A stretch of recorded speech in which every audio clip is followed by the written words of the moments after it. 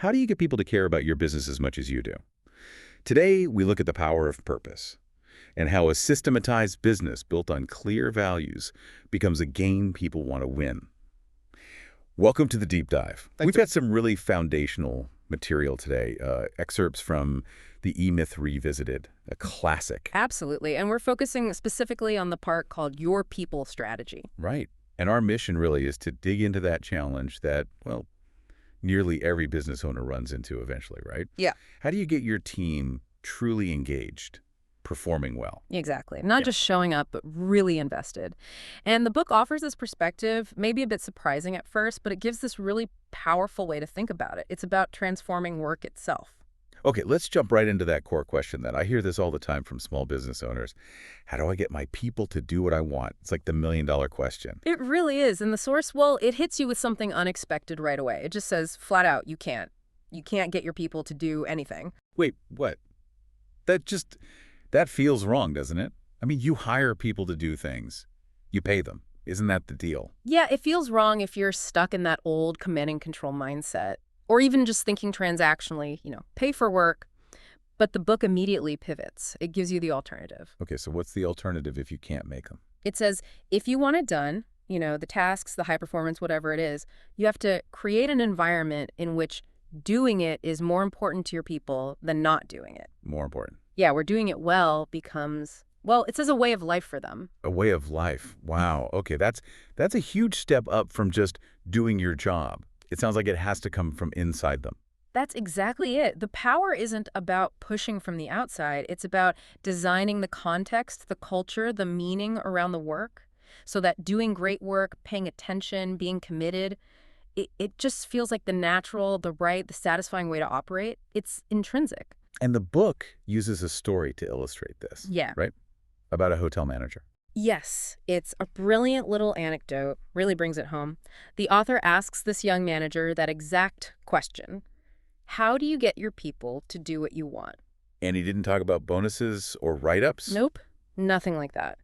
He talked about his own start at the hotel, said the first thing that struck him was the owner.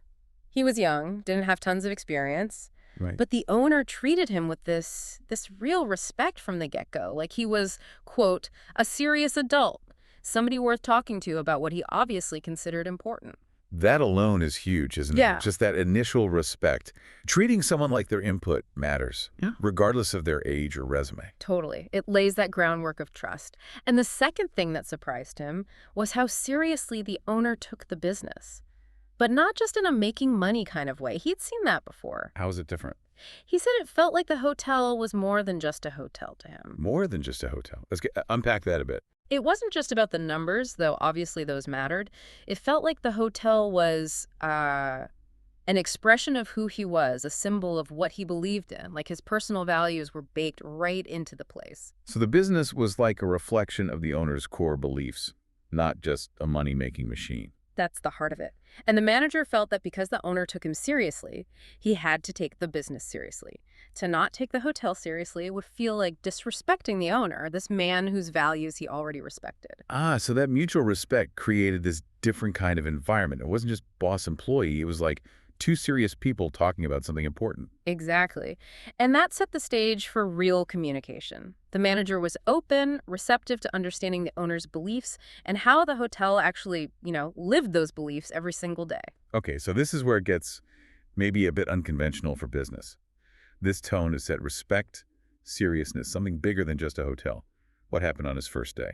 Well, the manager said it felt less like starting a job and more like being initiated into something important. He shows up, it's a busy Monday morning, post-weekend chaos. Yeah, you'd expect the owner to be frantic, right? Just point him to his desk and say, get started. Right. But no, the owner sat him down in his office, calm, unhurried, offered him coffee, even though you could tell there was a lot going on. Unhurried on a Monday morning. That does sound unbusinesslike. That's what the manager thought at first, unbusinesslike. But then he caught himself. He realized this owner was actually probably the most businesslike person I had ever met, just in a totally different way. How so? That calm focus, prioritizing their conversation over the immediate fires, it sent a powerful message. Talking about the manager's job, talking about the idea behind the work, That was the most important thing right then. He wasn't just hiring a worker bee. He was hiring him to do something much more important than that. That's a direct quote, isn't it? It is. It completely changes the frame. It's not about filling a slot. It's about joining this bigger mission. Wow. And the manager later reflected that's why he respected the place so much, because he respected the boss. To me, the place is him. The whole business embodied the owner's idea. And that first day, the owner took that critical, unhurried time to share that idea, his idea of the place, what it truly meant. And this leads into the core philosophy about work itself, the really central piece. What was that? He told the manager, and this quote is it's worth sitting with. The work we do is a reflection of who we are. Okay. If we're sloppy at it, it's because we're sloppy inside. If we're late at it, it's because we're late inside. If we're bored by it, it's because we're bored inside with ourselves, not with the work. Whoa. The most menial work can be a piece of art when done by an artist. So the job here is not outside of ourselves, but inside of ourselves. How we do our work becomes a mirror of how we are inside. That just flips everything, doesn't it? The responsibility isn't external, bad boss, boring tasks, low pay. It's internal. Your work reflects your inner state. Makes it deeply personal. The source goes on, saying, work is passive without you. It can't do anything. Work is only an idea before a person does it. It's just a concept, right? A task. Until someone actually does it. Right. Then it comes alive. The person doing it injects their energy, their intention, their attitude. So the person breathes life into the idea behind the work. Exactly. And then this transformation happens. In the process, the work you do becomes you. And you become the force that breathes life into the idea behind the work. Your actions shape the work, and the work shapes you. You become the creator. That elevates things so much. You're not just a cog. You're an artist expressing yourself through what you do. And this view even tackles that idea of undesirable work. The owner believed there is no such thing as undesirable work. How can that be? Some jobs just are undesirable, surely. Not the work itself, according to this philosophy. It's the people who see it that way. People making excuses, treating it like drudgery, like punishment.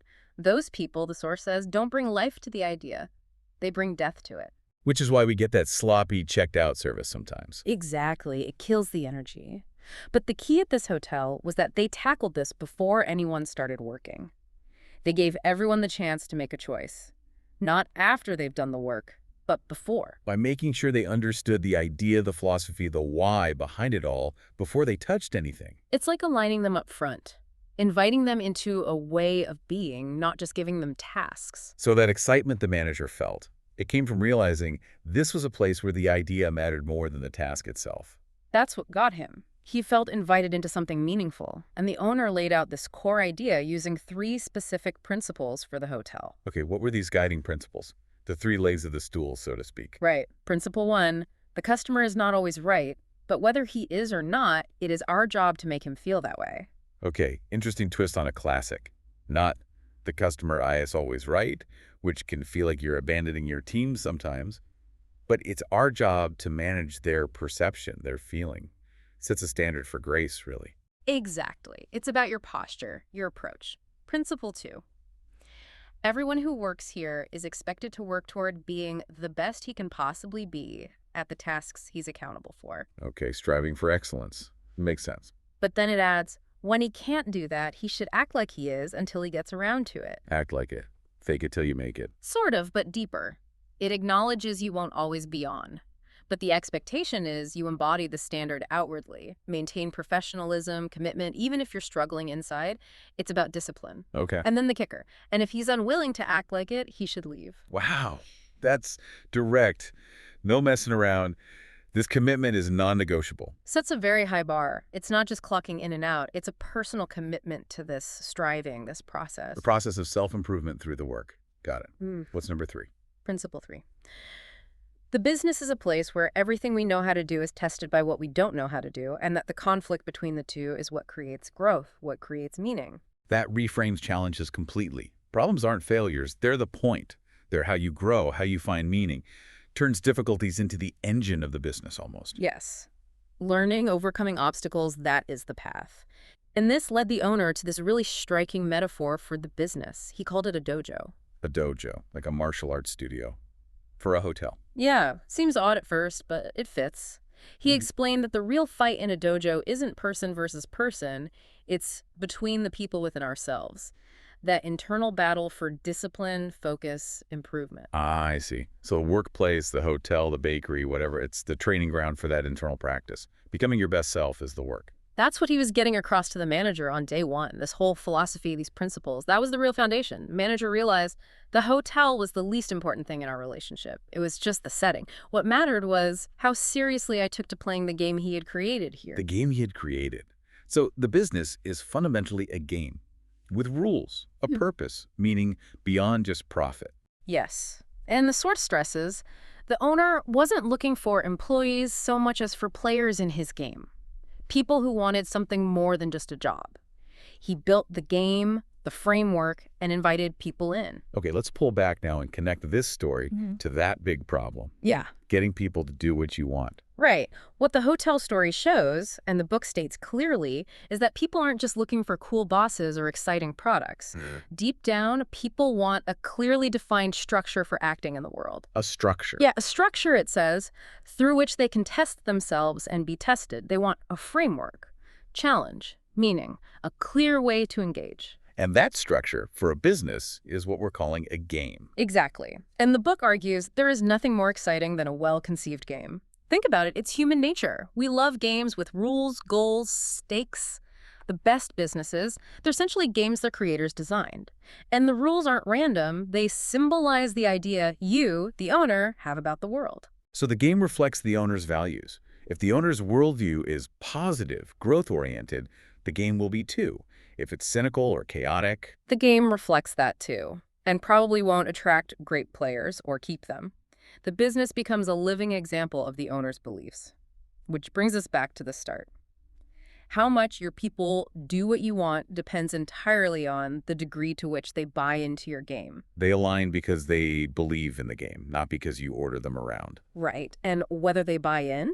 Well, that hinges on how well you communicate the game to them at the outset, not after it's begun. That first meeting with the manager, that wasn't just orientation, that was communicating the game. Which brings us to the people strategy. Exactly. The people strategy, in this view, isn't just your HR handbook. It's the way you communicate this core idea, this game. It's about weaving the game into how you structure everything related to your people. Totally. And it starts even deeper than HR. It starts with your most fundamental stuff, your primary aim and your strategic objective. Okay, quick refresher on those E-Myth terms for listeners. Primary aim, strategic objective. Sure. Primary aim is about your life. What do you want your life to look like, feel like, be like because you own this business? It's personal vision. Strategic objective is the clear, measurable picture of the business itself at a certain point, size, revenue, market, what it looks like when it's done or hits a key milestone. It's the business goal that serves your life goal. Got it. So the people strategy starts way up there with the owner's life vision and the business's big goal. How does that filter down to the team? Through the organizational strategy. That means, first, designing an org chart showing all the roles needed to hit that strategic objective, even if you wear multiple hats at first. And second, crucially, creating position contracts for every single role. Position contracts, not just job descriptions. More, way more.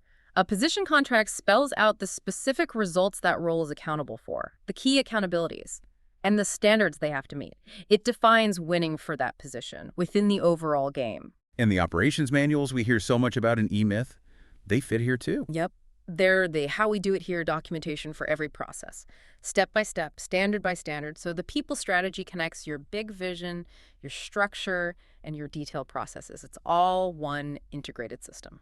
But you said the game isn't just written down. It has to be seen, experienced. Absolutely critical point. The source insists the game can't simply be captured on the written page. It must be seen. It must be experienced. Documentation provides the map, but the real communication is action. It's first, last, and always about how you act.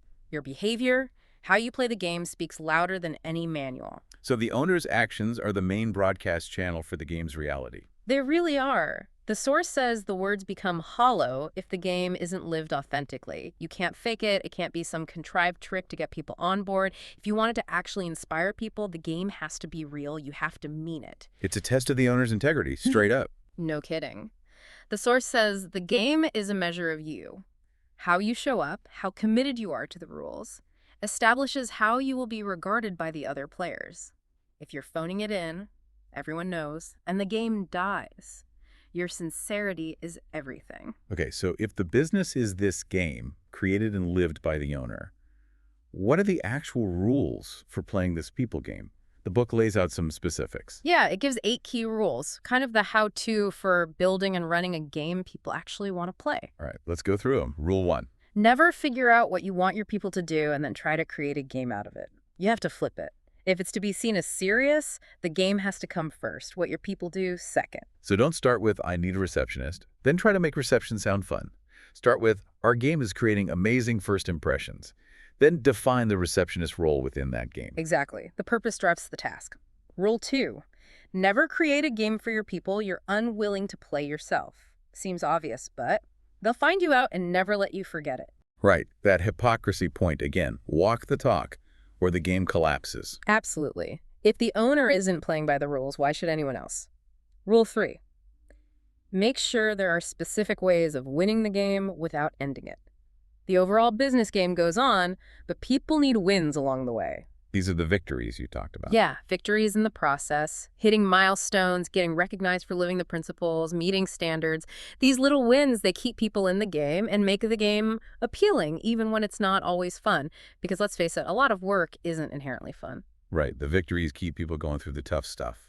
Rule 4. Change the game from time to time, the tactics, not the strategy. The core why, the ethic, the moral underpinning, that stays sacred. But how the specific processes, roles, maybe even short-term goals that needs to evolve. How do you know when to change the tactics? Watch your people. Their results will tell you when the game's all but over. If things are slipping, if energy is low, the current tactics probably aren't working anymore. The owner needs to see that coming and make changes, often by executive action. And be ready for some grumbling when things change, but push through it. Exactly. Your persistence will move them through their resistance. Change is hard, even good change. The owner's conviction carries it. Okay, persistence matters. Rule 5. Never expect the game to be self-sustaining. People need to be reminded of it constantly. This game isn't a wind-up toy. It needs constant energy. The book suggests things like weekly meetings focused on the game, daily check-ins on how it's being played, dealing with exceptions right away. Constant reminders. Sounds like hard work. Why is that so vital? Because the game only exists to the degree that people make it so. And human nature, well, people have the unerring ability to forget everything they start and to be distracted by trivia. Ouch. But true. Most great games are lost that way. Distracted by trivia? Man, that hits home. The daily grind, the small stuff, it pulls focus from the big picture, the purpose, the game itself. Totally. So the owner's job is to fight that entropy. Don't expect your people to be something they're not. Remind them time after time. You can't remind them too often. It's not blaming people, it's just acknowledging reality and building in the reminders. Makes sense. The game needs active, constant attention. Rule 6. The game has to make sense. It needs to be logical. An illogical game will abort before it ever gets going. The why behind the rules, the principles, it has to be sound, built on universally verifiable truths. So it can't just be the owner's whim, there has to be a rational basis. Yes, logic provides the structure, but, and this is key, logic alone isn't enough. You can have the best reasons and still end up with a loser if the logic is not supported by a strong emotional commitment. People need to feel it too. Logic supports the emotion. If commitment drops, you probably need to reconnect people to the reason for the game. It's raison d'être. Remind them of the logic and the feeling. Got it. Head and heart both need fuel. Rule 7. The game needs to be fun from time to time. Notice, from time to time, not constantly. The book is realistic. Business, games, they're often no fun at all. There's struggle, failure, and learning to handle that no fun part with dignity. That's part of the thrill of playing a game well. Adds that element of resilience. It's not about pretending everything's easy, but finding satisfaction in overcoming the hard parts. Right. But you still need planned fun. Breaks the routine, builds connection, let the team define it. Maybe just once every 6 months. Something to look forward to and something to forget afterwards. The pressure release valve. Okay, and the last one, Rule 8. If you can't think of a good game, steal one. Super pragmatic. You don't have to reinvent the wheel. Find a company you admire, see how they operate, what their game is, and adapt it. But big key, if you borrow a game, you have to learn it by heart. You can't just pretend. There's nothing worse than pretending to play a game you don't get or don't believe in. So, borrow inspiration, sure, but you have to make it truly yours. Internalize it, live it. You got it. That sincerity, that authenticity, you just can't fake it if you want the game to work for others. This whole idea of the business as a game worth playing, why does it resonate so much? What gap is it filling for people? Well, the source gets pretty deep here. It suggests this approach works because it hits on something fundamental that's often missing in modern life. It says most people today are not getting what they want, not just at work, but maybe from family, institutions, even themselves. Something is missing. What's missing? A few things. One is purpose, values, worthwhile standards, Mhm. a solid framework to measure your life against. In a world that feels kind of adrift, people lack that why. Another is a game worth playing itself, that structure for meaningful challenge, and maybe most importantly, a sense of relationship. Hmm. Real connection, community. The book talks about widespread isolation. So without purpose, standards, a meaningful game, community, what happened? People scramble about hungrily seeking distraction, entertainment, drugs, whatever, anything to fill the void. And most of all, we seek things. Stuff. Possessions. Trying to buy meaning or identity. Yeah, things to shore up our eroding sense of self, things to which we can attach meaning. The source says we've fast become a world of things, and most people are being buried in the profusion, drowning in stuff, but still empty. So what people actually need isn't more stuff. No. What they're really searching for, maybe without knowing it, is a place of community that has purpose, order, and meaning. A place where they matter, where acting human is expected. A place with clarity, focus, where things like discipline and will are valued because they achieve something. The source even says maybe for some, such a place could replace the home most of us have lost. And a business, even a small one, can actually be that place. That's the radical idea. That's what a business can do. It can create a game worth playing. It can become that place of community. It stops being just transactional and becomes a place where values like integrity, intention, commitment, vision, and excellence aren't just words, but action steps toward a worthwhile result. And that result is both for the customer and for the person doing the work. Exactly. For the customer, it's that feeling of this place is special, these people are special, they do things the best way. And why? Not just for profit, but as the source puts it, simply because they're alive. Their work expresses their vitality. Because they're alive. That brings it right back to work being a reflection of who you are inside. It really does. And the book throws down this challenge. Look, humans built pyramids, went to the moon, created computers. The least we should be able to do, it argues, is run a small business that works. If we can do all that amazing stuff, but can't create a decent, meaningful environment for a small group of people, Then what's the value of our grand ideas? Do they just end up alienating us? Building a small business that works based on purpose and order isn't small potatoes. It's a way to make those grand ideas real, human, and connecting, not isolating. that really puts it in perspective. Okay, let's circle back one last time to that hotel. How did they actually implement this? How did the game become real every day? Well, the source stresses the owner's dedication was moral, rooted in his philosophy. And the idea got communicated consistently, both in word and deed, through a well-planned process. So not just pep talks. Definitely not. Words mattered, but the primary communication channels were the documented systems and the owner's own warm, moving, and positive manner. Yeah. The systems gave the structure. His way of being gave it heart and credibility. The system and the human touch working together. The medium is the message, kind of. Absolutely. You can't communicate an orderly yet human process if your communication itself is chaotic or impersonal, which is why the hiring process was so critical. It was the first and most essential medium for sharing the boss's idea, the game. Okay, walk us through that hiring process again. It sounds really different. It was. Step 1, a scripted group presentation. Right up front, they shared the core idea of the place, its history, the kind of person they were looking for to fit the idea. So before even talking about skills, they're filtering for alignment with the philosophy, the game. Exactly. Are you potentially interested in playing this game? Step 2, individual meetings, not just tell me about your last job. Yeah. It was about their reaction to the idea, how their background fit within that idea, why they felt they could help implement the boss's idea. It's assessing their fit for the game, not just the tasks. Much deeper. Are you a player or just looking for any job? Step 3, scripted phone call for the winner. Consistency, even in good news. Maintaining the standard. Yep. Step 4, standard letter for those not hired.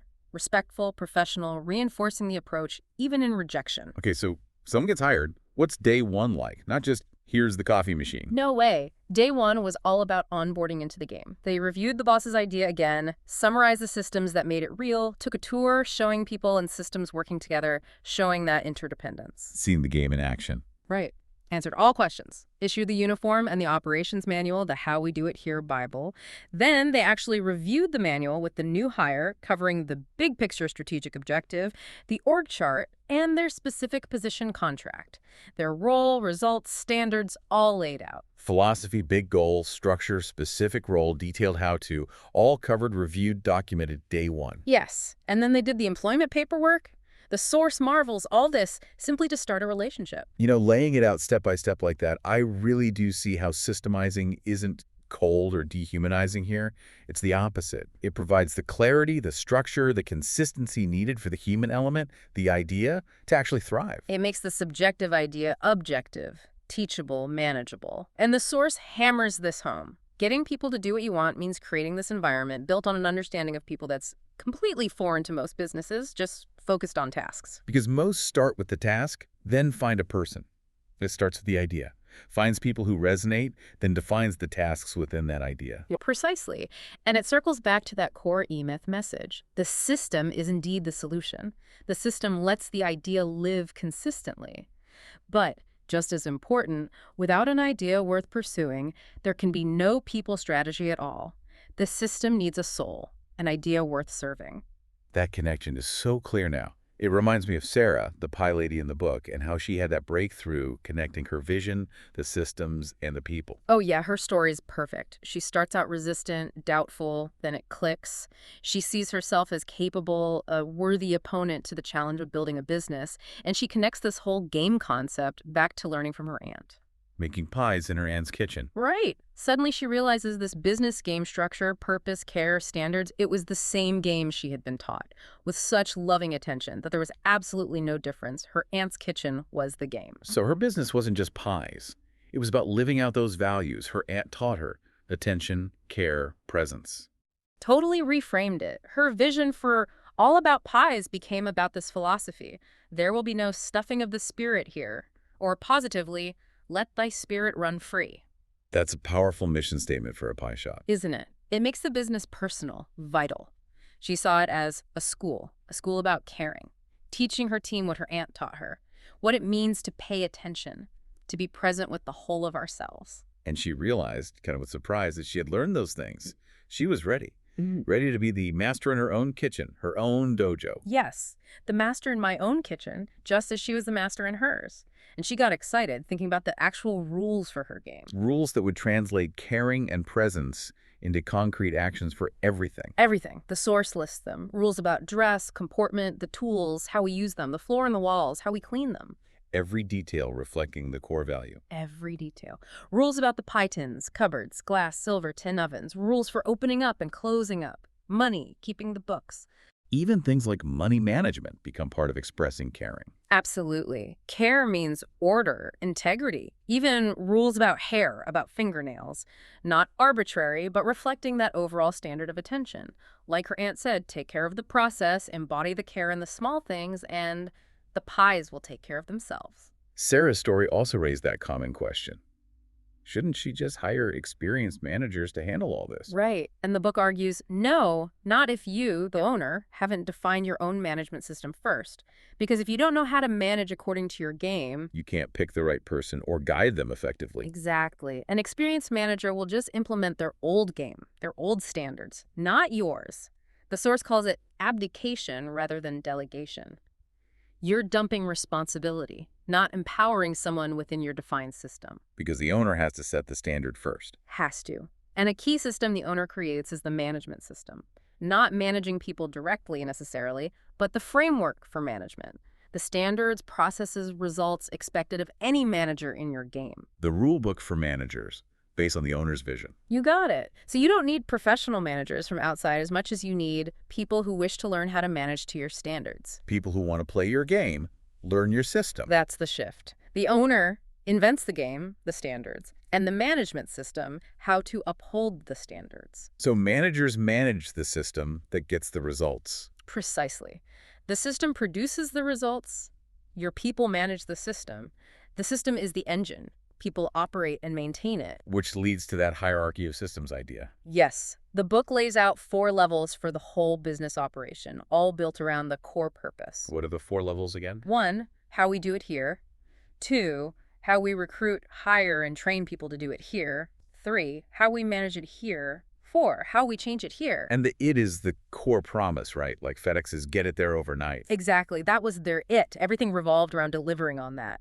For Sarah's Pies, the it was caring. So for her, how we do it here is, how do we show caring on the phone? Yeah. Caring when taking out a pie. Caring when handling money. Every task defined by caring. Right. How you do it here is the sum total of all those documented processes in the operations manuals. Yeah. Yes, it's taught, managed, improved, discussed. It is it, your best way, what you believe in, why people trust you. And it's the system, the documented best way, that gives consistency, not just relying on individuals. Imagine the chaos without it. Everyone doing their own thing, no standards, total inconsistency, nightmare. But a solid management system, how we manage it here, built on strong operations, how we do it here, Yeah. fueled by a clear purpose and amplified by marketing. That's powerful. It creates that business where purpose drives everything. Systems enable excellence, and people find meaning playing the game. So, wrapping up this deep dive, getting people to care like you do. It's not about force. It's about creating that environment, that game, built on purpose and values. Communicated through systems, yes, but lived authentically by the owner. It gives people that structure, meaning, and community they're often searching for. Transforms the job into something more. A place to contribute, grow, be part of something special. A dojo, like the hotel owner said. But the source leaves us with that sobering reminder. People forget, they get distracted by trivia, and most great games are lost that way. Which, since the game has to be real and it's a measure of the owner, it puts the ball squarely back in your court, doesn't it? It raises that final question for you, the listener. What does it demand of your persistent, conscious effort to keep your game, your it, alive and meaningful for everyone, day in and day out, fighting that drift towards distraction? A crucial question to ponder as you keep building your own game worth playing. Thanks for diving deep with us today.